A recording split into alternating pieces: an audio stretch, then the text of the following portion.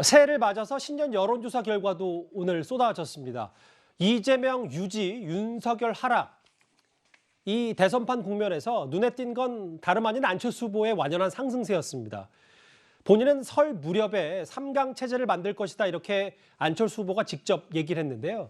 이제 단일화 얘기를 빼놓을 수는 없을 것 같습니다. 제가 당선이 되고 제가 정권 교체를 해서 이 시대를 한 단계 더 앞서 나가게 하는 새 시대의 마청이 되자는 그 생각이 있습니다. 설 전에 안철수와 또 다른 후보의 양자택일 구도가 이루어질 수 있을 거라고 보고 있습니다. 안철수의 정치에서 머리에 단일화가 정치공학적으로 들어있었던 적은 단 한 번도 없습니다. 이번 선거를 포함해서요. 열심히 선거운동을 하시는 분과의 단일화 언급이라는 것은 정치 도의상은 같지 않는 거라고 저는 말씀을 계속 드려왔습니다. 저는 단일화론으로 결국 수렴되고 외화될 거다 이렇게 생각합니다. 예. 중앙일보가 의뢰한 새로운 여론조사 결과 12월 30일과 31일 양일간 진행된 대선 후보 지지율. 이재명, 윤석열 여기는 오차범위 바뀝니다. 이재명 39.4, 윤석열 29.9. 구장훈처장. 네. 그런데 안철수 후보가 처음으로 10% 벽을 넘은 여론조사도 있습니다. 네. 어떻게 평가할까요? 그러니까 저것은 안철수 후보가 잘해서 지지율이 올랐다라기보다는 윤석열 후보가 못했기 때문에 새로운 대안을 찾고 있는 이 보수 성향 지지층 또는 야권 중도 성향 지지층이 안철수 후보 지지로 좀 모아졌다 이렇게 볼 수 있습니다. 결과적으로 윤석열 후보가 앞으로 어떻게 하느냐에 따라서 안철수 후보 지지율이 좀 연동되지 않을까 이렇게 예상을 할 수 있고요. 오늘 선대위 개편을 통해서 인적 쇄신 또는 어떤 새로운 원팀 구성을 통해서 윤석열 후보가 지지세를 모아간다라면 안철수 후보의 상승세는 좀 꺾일 가능성이 크지만 여전히 윤석열 후보 또는 국민의힘이 내홍을 계속한다라면 새로운 대안을 찾기 시작한 야권 지지층 또는 정권 교체를 원하는 지지층이 안철수 후보에게 더 많이 모일 개연성도 좀 있다고 봅니다. 추이를 보면 좀 더 확연한데요.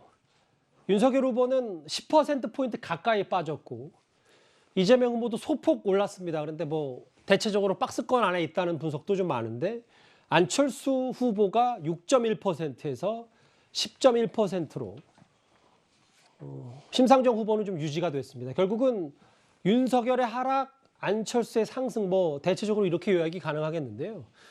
근데 복희영 대변인님, 안철수 후보에 관련해서 오히려 윤석열 후보보다 송영길 대표, 그러니까 여권의 구애가 더 많거든요. 이걸 좀 저희가 어떻게 받아들이면 될까요?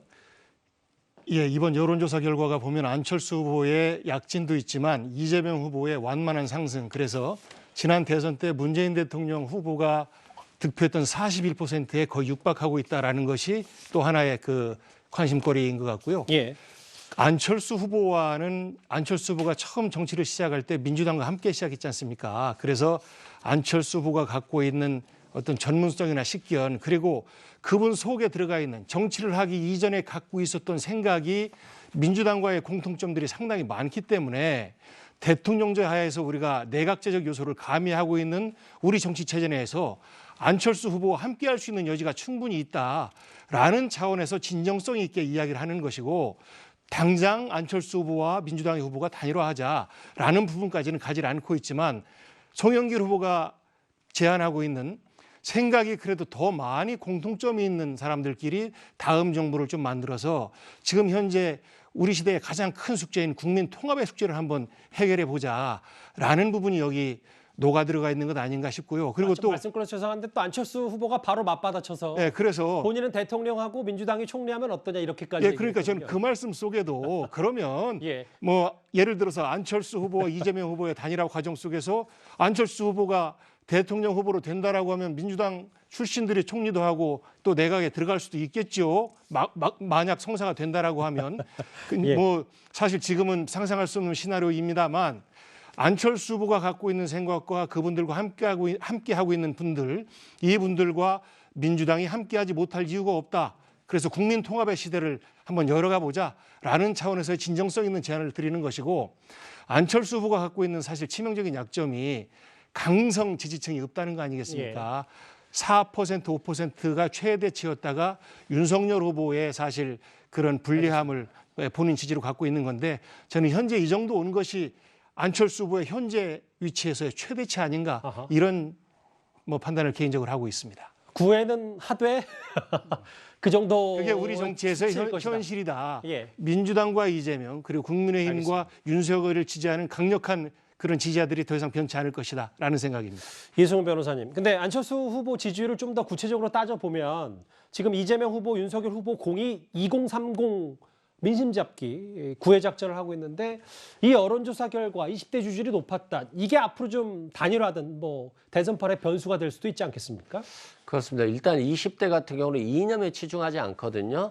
자신이 지지하는 후보를 자신의 취향에 따라서 선택하는 그런 경향성을 보이기 때문에 20, 30대 후보가 윤석열 후보 지지에서 굉장히 많이 돌아섰고 일부가 안철수 대표에게 또는 중도층으로 또는 이재명 후보에게 갔기 때문에 이 후보, 안철수 후보를 지지하는 이런 20대, 30대들이 앞으로 향후 이번 선거판에 요동쳤을 때 그 지지에 따라서 대선 후보가 어떤 영향력을 발휘할 수 있는지 그런 굉장히 중요한 시기라고 생각됩니다. 예. 각 당에서는 뭐 목소리가 크든 작든 후보 교체론 얘기가 나오고 거대 양당 후보에 대해서 비호감도가 높다. 뭐 여러 가지 얘기들이 좀 나오고 있는데 안철수 후보 얘기 요즘 몸값이 꽤 높아졌습니다. 이 주제 여기까지입니다. 다음 주제는 분위기를 확 바꿔서 북한 얘기와 국방부 얘기를 좀 해보겠습니다.